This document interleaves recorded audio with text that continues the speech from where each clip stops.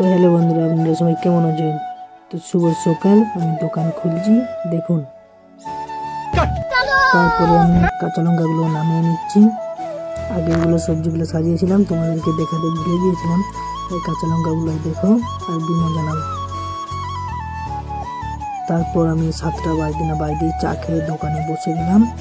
তারপর বাবা গিয়েছিল বাজার থেকে বাবা সবজি নিয়ে চলে আসলো সাজিয়ে গুজিয়ে। তারপর ভিডিওটা দেখাচ্ছি তোমাদেরকে। তারপর দোকান খোলার খুঁজতেই প্রথম হাতে একটি খদ্দের চলে আসলো, বললো 25 টাকা কালনা দে, 30 টাকা হচ্ছিল, বলছে এগুলো সব দিয়ে দিই। তাই আমি বললাম পারবো না।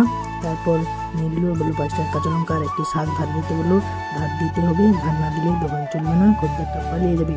তাই ধার দিতে বাধ্যতামূলক। তারপর দোকান খোলার পরেই তার খদ্দেরটা যাওয়ার পরেই একটা ধারের খদ্দের চলে এলো। প্রথমে ধান নিতে দিগ্গজ বলে তোমরা তো চিনবে না। তারপর আমার দিদিমা চলে আসলো 1 কেজির মতন কুমড়া নিতে। বলেছিল যে আমার পিসি নাকি তাকে 500 টাকা দিয়েছিল, তার জন্য বলে কুমড়াটা খাওয়া যাবে আজকে। আর আমার দোকানে একটি নিয়ম আছে, যারা আমার দোকান থেকে বেশি বেশি জিনিস নিয়ে যায় তাদের জন্য বিলাতি আর কাঁচা লঙ্কা ফ্রি দেওয়া হয়। তাই আমি আমার দিদিমাকেও দিয়ে দিলাম। দিদি বলে দিই না, তাই আমি দিতে হয়, তার জন্য দিলাম। তারপর আমার বাবা মোটরসাইকেল নিয়ে চলে গেলো 1 বিঘা শশা আমি দেখতে। বাবা যাওয়ার কিছুক্ষণ পরেই মুরগির মাংস চলে আসলো। 300-400 টাকা বিক্রি না হতে হতে বৃষ্টি নামিয়ে দিল। বৃষ্টির ভিউটা কত সুন্দর দেখো। তারপরে চলে আসলো আমার কাছে একটি সৎ মনের খদ্দের। তিনি আমার কাছে 2 টাকা বাকি করেছিল, বলছে আমি যদি মরে যাই তাতেও আদায় করে নেবে।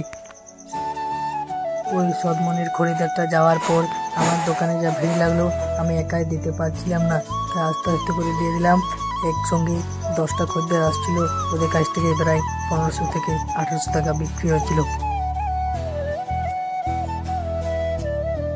তারপর এত খরিদ্দার যে আমি নিজেই দিতে কেমন হয়ে গেছিলাম, হিমশিম খেয়ে গিয়েছিলাম।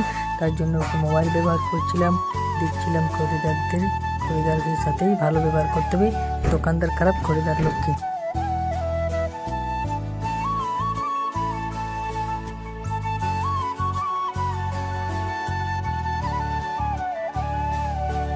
খরিদ্দারকে দিতেই থাকলাম, দিবার কোনো শেষ নেই।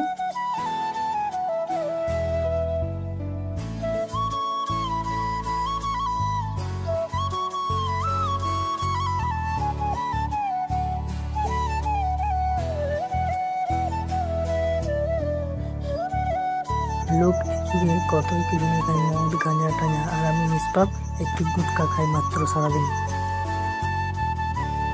তারপরে 11টা 20 বাইরে আমি দোকানটি গুটানো আরম্ভ করে দিলাম। কারণ 11টা 20 থেকে 11টা 10টার পর থেকে খদ্দের কমে যায়, ঠিক আছে।